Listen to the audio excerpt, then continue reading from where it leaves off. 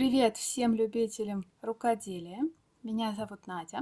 Добро пожаловать на мой канал о вязании. И сегодня я приглашаю вас на мой мастер-класс, где мы вместе создадим вот такую стильную и уютную шапочку крючком. В этой шапке можно забыть о всех сложностях вязания. Она вяжется очень просто. Фактически все, что вам нужно уметь делать, это воздушные петли и соединительные петли. И такую шапочку можно связать буквально из одного мотка пряжи за один вечер. С виду может показаться, что эта шапка связана спицами, но на самом деле это не так. На самом деле эта шапка связана крючком, со мной даже многие спорят, никто не верит, что это крючок. Да, это та самая вязка крючком, которая идеально имитирует вязку спицами, так называемая боснийская вязка или вязка с соединительными петлями. У этой шапки есть несколько вариантов того, как можно ее носить. Можно носить ее с отворотом, с небольшим отворотом. Можно сделать глубокий отворот. Можно носить ее как бини. И она всегда будет выглядеть стильно и уютно. Подписывайтесь на канал, ставьте лайки, вас ждет не только увлекательный процесс вязания, но также я вам раскрою все тайны, как сделать идеальный шов, стык на этой шапке так, чтобы его не было видно ни с лица, ни с изнанки. Этот шов станет частью самого вязания, повторит проходку нити в вязании, ни на взгляд, ни на ощупь вы этот шов не найдете, и вам не придется мухлевать при сшивании этой шапки и думать: так, сейчас у меня отворот, значит нужно сшить на лицо, сейчас у меня отворот закончен, значит нужно сшивать на изнанке. Нет, здесь все будет идеально и с лица, и с изнанки, что позволит эту шапку, в общем, носить с отворотом, без, в общем, как вам угодно. Идеальная шапка-трансформер. Надеюсь, что она вам просто понравится, вы в нее влюбитесь так же, как и я. Для вязания мне потребуется ровно один 100-граммовый моток пряжи. Это толстая пряжа, семеновская. Вот ее этикетка. 123 метра в 100 граммах. Два цвета контрастной нитки. Это будет подсказка, без этого никак. Крючок я беру номер 7. Это довольно толстый крючок. Ну и для сшивания изделия я возьму вот такую иголку для шерсти. Беру контрастную нить светло-зеленого цвета и набираю крючком номер 7 40 воздушных петель.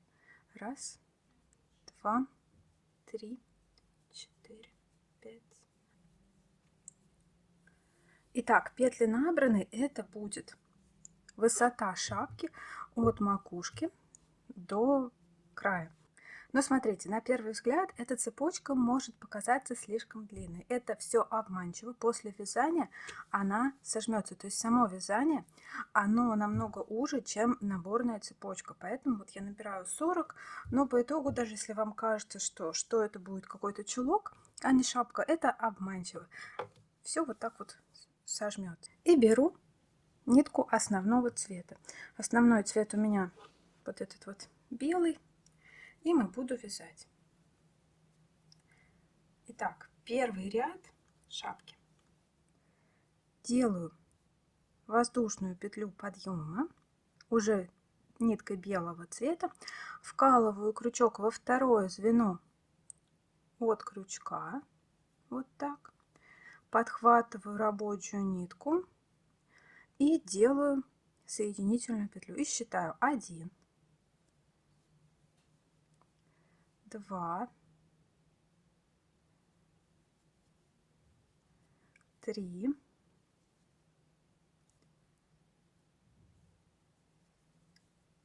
4. Вяжу 40 соединительных петель до конца контрастной нити. Последняя точка будет вот эта. Сюда я никогда не делаю узелочка. Вот эта первая петля у меня тоже всегда считается за звено. И должно быть 40 вот таких вот белых косичек. 39, 40 в последнее звено. Первый ряд на этом закончен. Там, где светлый хвостик, тут будет макушка, а здесь будет открытый край. Итак, перехожу к вязанию второго ряда. Со второго ряда начинаются укороченные ряды.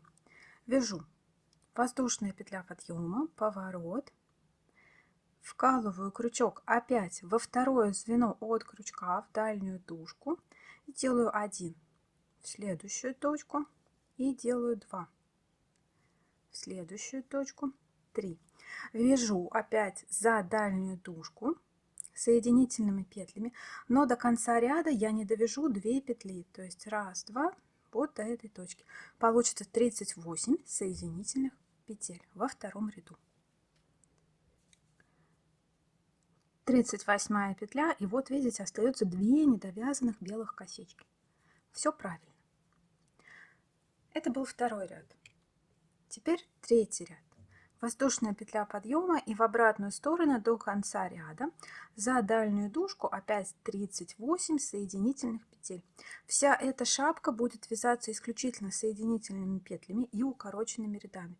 Это очень простое вязание, простое изделие. Здесь нету ни прибавок, ни убавок, одни соединительные петли. И затем будет стыковочный ряд. В общем, вяжу третий ряд, 38 соединительных петель вот до сюда. 37. И вот последняя точка. Вот так она выглядит. 38. Третий ряд готов. Дальше четвертый ряд. Воздушная петля подъема, снова поворот, снова во второе звено от крючка вкалываю крючок и начинаю работать с соединительными петлями за дальнюю дужку. Здесь снова не довязываю 2 петли, то есть к тем, которые были, вот здесь оставлено 2, на этой ступеньке я оставляю еще 2, то есть получается в этом ряду 36 недовязанных. В этом ряду получается просто 36 соединительных петель, снова недовязанный ряд. 1, 2, вот до этой точки.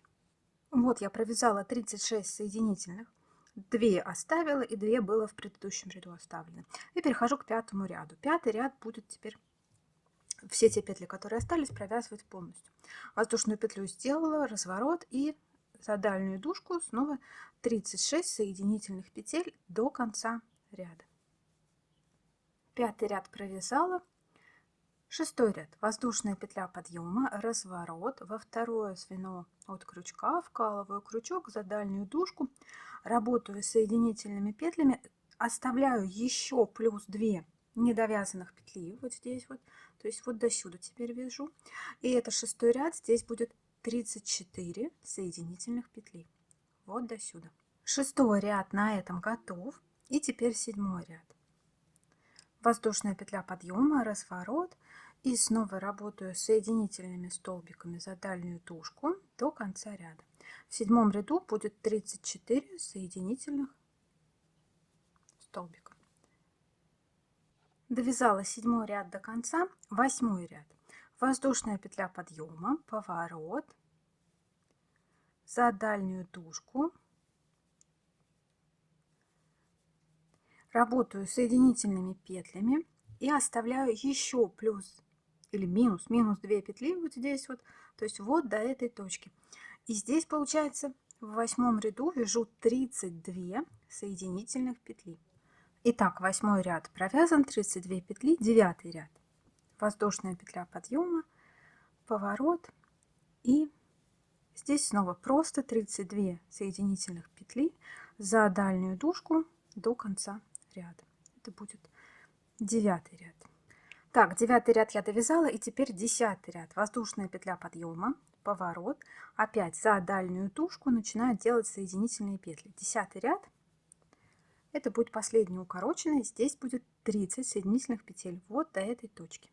Десятый ряд провязала, это 30 соединительных петель, и теперь 11 ряд в противоположную сторону. Воздушная петля подъема, разворот, за дальнюю дужку вяжу 30 соединительных петель.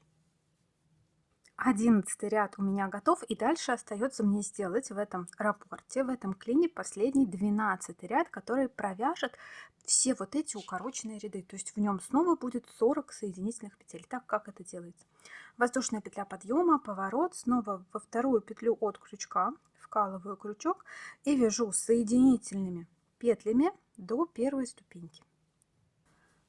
Подхожу к первой ступеньке. Вот это 30-я петля. И дальше начинаю провязывать петли из нижних ступенек.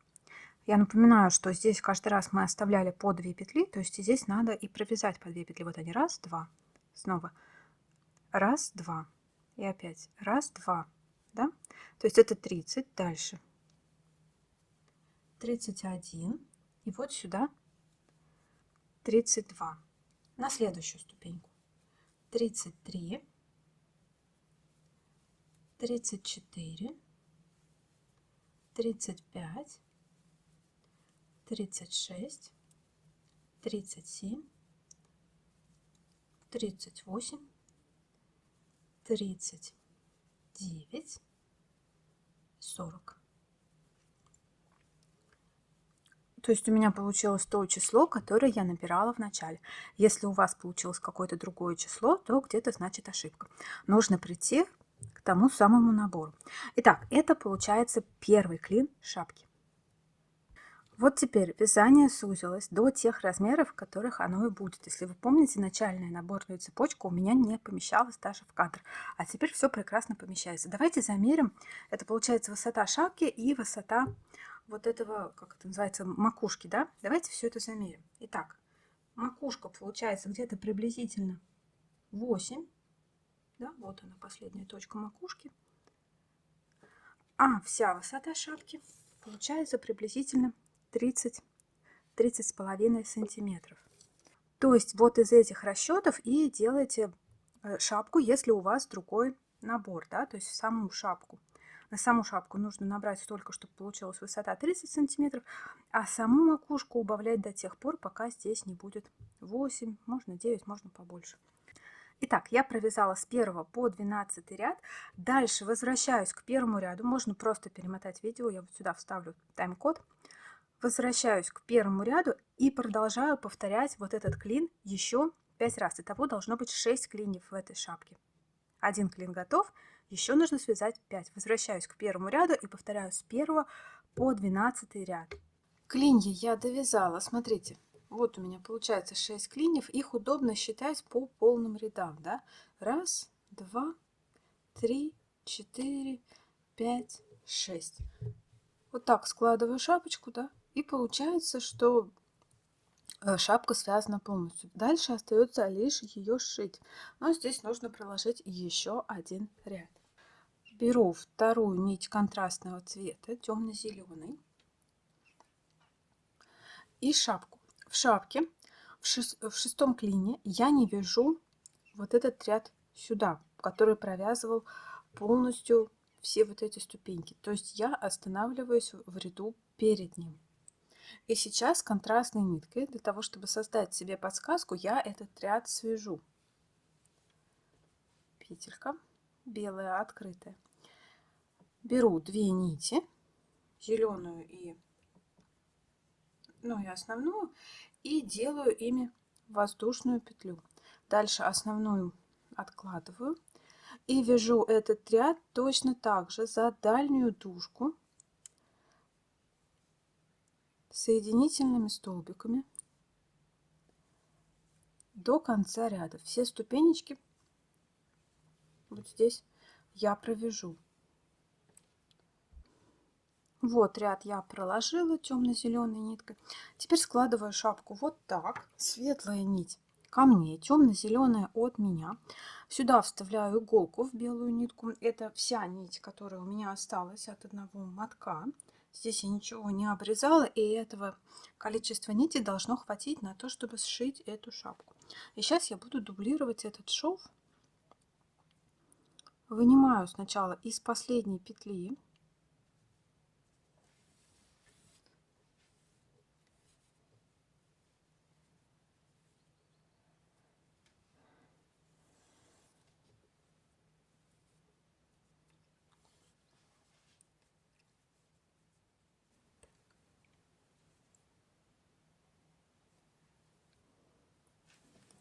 И вот сюда.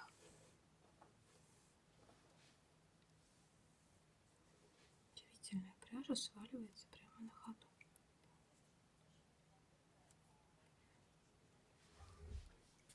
Теперь перехожу к светлой половине и здесь дублирую иголкой зеленую нитку. То есть делаю вот такой стежок.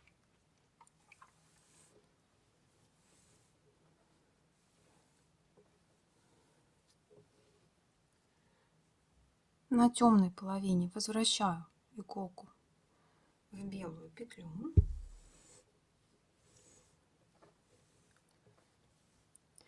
и дублирую иголкой темно-зеленую петлю. Вот я смотрю, вот так идет темно-зеленая нитка. Я ее дублирую иголкой и вставляю в образовавшуюся светлую петлю снова иголку. Этот шов на самом деле очень простой. Надо всего лишь пару раз посмотреть, попробовать. У меня тоже он не сразу получился, и в голову мне тоже не сразу пришел. Потренироваться, как говорится, терпение и труд все перетрут. Вот.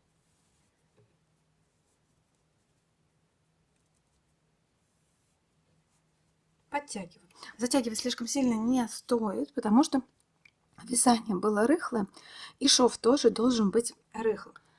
И опять цепляю иголкой проходку зеленой нити, то есть вот я смотрю, вот зеленая ниточка, она зацепила вот эти две нити, и я точно так же делаю иголочкой. Так. Вывожу нитку. У меня просто пряжа какая-то прям сваливается на ходу. Не очень удобно все эти швы прокладывать. Не успела сделать стежок, он уже свалялся. Теперь в образовавшуюся белую петлю и в кромку на темно-зеленой стороне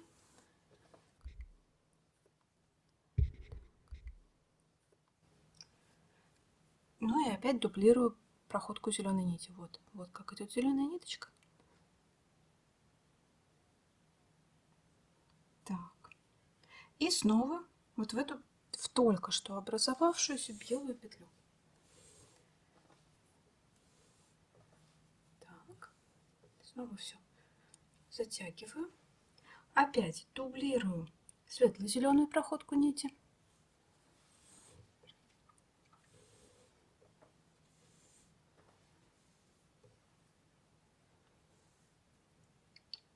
В петлю и дублирую темно-зеленую проходку нити. Таким образом я имитирую тамбурный шов иголкой. Точнее, я прокладываю тамбурный шов иголкой, которая имитирует вязаный ряд из соединительных петель. Вот единственное, что нитка приваливается. И этот ряд, он повторяет абсолютно вязание, сливается с ним и совершенно на готовом изделии выделяться не будет. Так.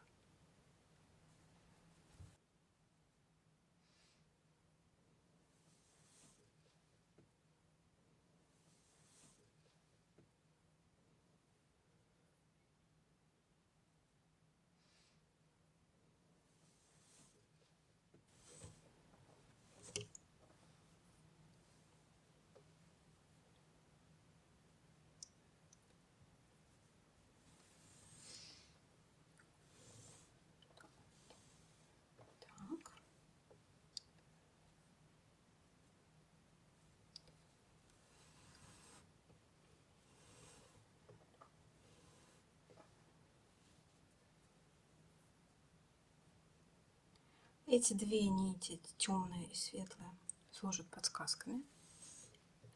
В конце я их удалю. В финальном изделии их, естественно, не будет. Вот уже видно, как образуется шов. Смотрите, вот эта коса была проложена крючком, провязана, а вот эта коса сделана иголкой. Видите, они выглядят абсолютно идентично. И работаю так до самой макушки. На темно-зеленой нитке, я напоминаю, у меня были недовязанные ступеньки, дохожу на них. И здесь, в принципе, делаю все то же самое. Точно так же продолжаю прокладывать этот шов. И темно-зеленая нитка будет подсказкой тому, как нужно провязать эти ступеньки. А светло-зеленая нитка будет подсказкой тому, как нужно сшивать начало ряда. Да. То есть здесь, в принципе, все то же самое, никаких других сложностей нету. Делаю все те же действия, просто перехожу на ряд ниже, получается. У меня просто нитка, получается, сваливается постоянно. Вот она ступенька, хоп, я перешла на нижний ряд и точно так же продолжаю сшивать.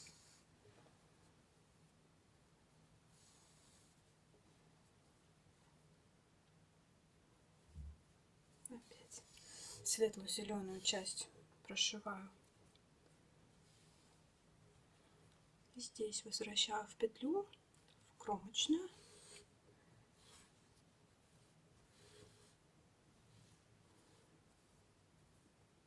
В следующую кромочную.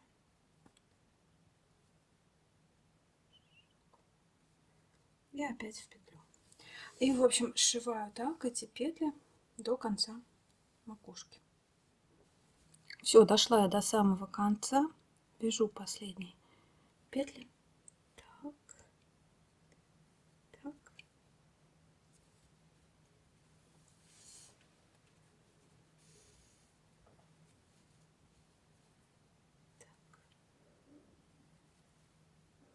В эту точку.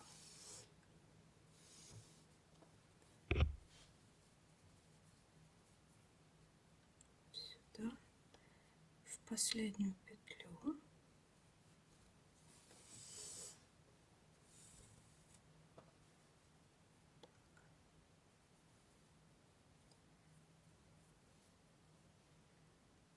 И возвращаю обратно вот в эту точку.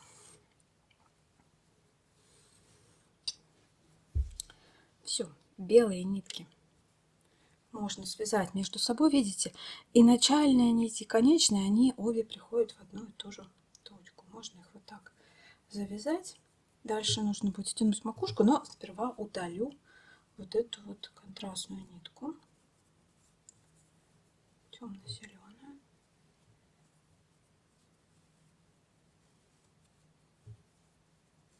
Она, в принципе, легко вот так удаляется, если здесь не пришить ее.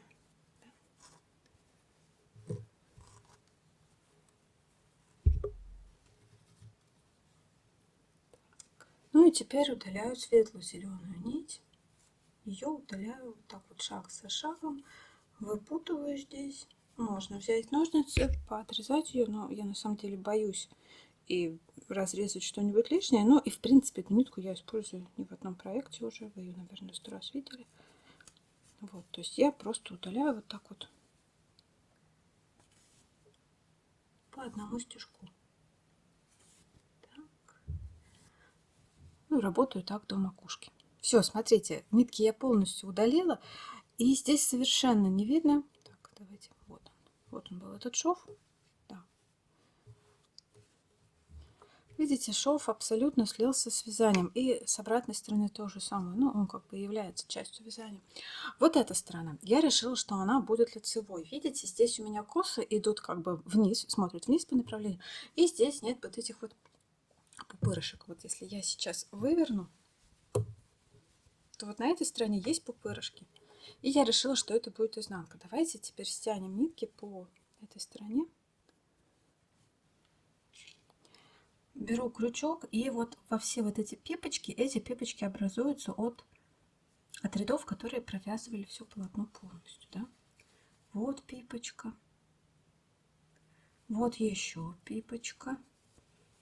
В общем, во все вот в эти пипочки вот так вот вставляю крючок и один из хвостиков вытягиваю для того, чтобы стянуть макушку. Так.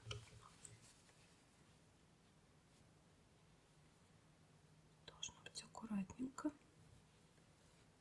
Так. И так. Проложила, подтянула и завязываю на узел нитки между собой. Раз. И второй раз. Делаю 2 витка. Так будет прочнее. 2. И дальше вот так вот вдоль косы, как будто бы я, знаете ли, вязала спицами. У меня есть какая-то коса.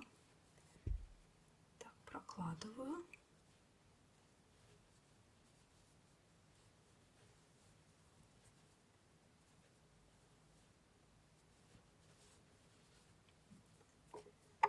Одну нить. И вдоль какой-нибудь другой косы тоже прокладываю. Так. Другую ниточку.